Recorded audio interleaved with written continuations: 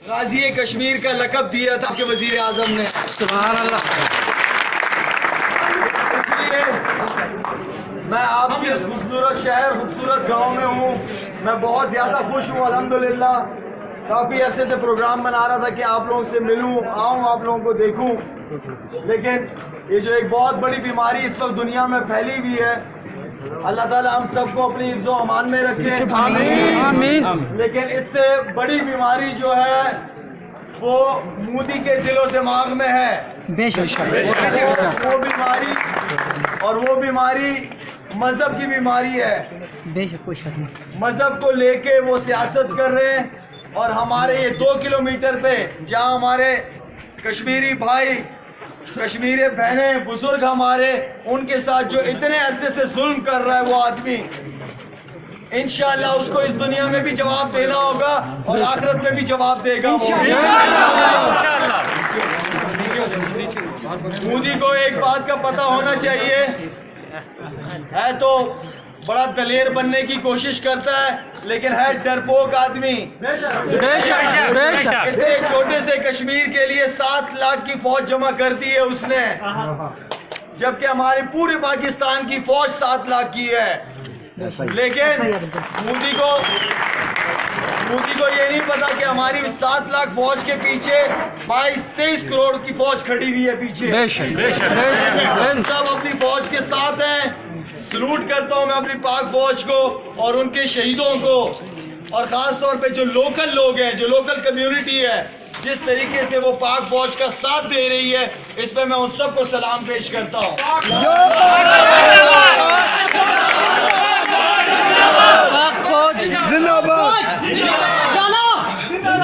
ہماری United nation جسے کہا جاتا ہے اقوام متحدہ، جس مقصد کے لیے وہ بنی ہے اس کے مقصد کا آج تک ہمیں پتہ نہیں چلا کہ کس لیے اقوام متحدہ بنی ہوئی ہے. پاکستان حکومت نے، پاکستان فوج نے انہیں ان کی ٹیم کو یہاں پہ بلا کے بٹھایا ہے کہ آپ خود اپنی نظروں سے دیکھو کہ کون بے قصوروں کو مار رہا ہے، کون عورتوں بچوں کو اور بزرگوں کو شہید کر رہا ہے، سویلینز کو، کہاں سے فائرز آ رہے ہیں. ہم نے تو ان کے چوزوں کو ہوا میں مار کے چائے پلا کے واپس بھجوایا عزت کے ساتھ. ہم نے دنیا کو یہ پیغام دیا کہ ہم امن پسند قوم ہیں، ہم پیار محبت کی زبان سمجھنے والے لوگ ہیں، لیکن اگر پیار محبت سے بات کرو گے تب. میں یہاں پہ آیا ہوں تقریباً 50-60 دن سے میں پورے پاکستان میں گھوم رہا ہوں. رمضان کا مہینہ بھی ہے اور میں بہت مشکل جگہوں پہ گھوم پھر کے آ رہا ہوں. مجھے آپ سب سے مل کے بہت اچھا لگا ہے. چھوٹا سا راشن آپ لوگوں کے لیے لے کے آیا ہوں، لیکن انشاءاللہ آتا رہوں گا. کیونکہ کیا پتا اگر آپ لوگوں نے تھوڑی سی زمین دے دی تو میں یہاں گھر بھی بنا لوں گا.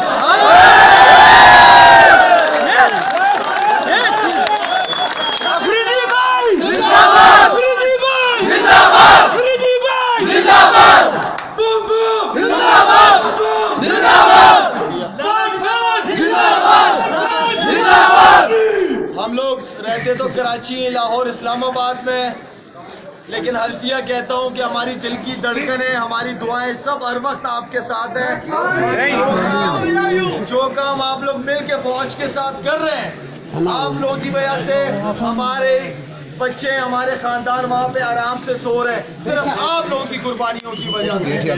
اور انشاءاللہ آپ لوگوں کی قربانیاں ضائع نہیں ہوں گی.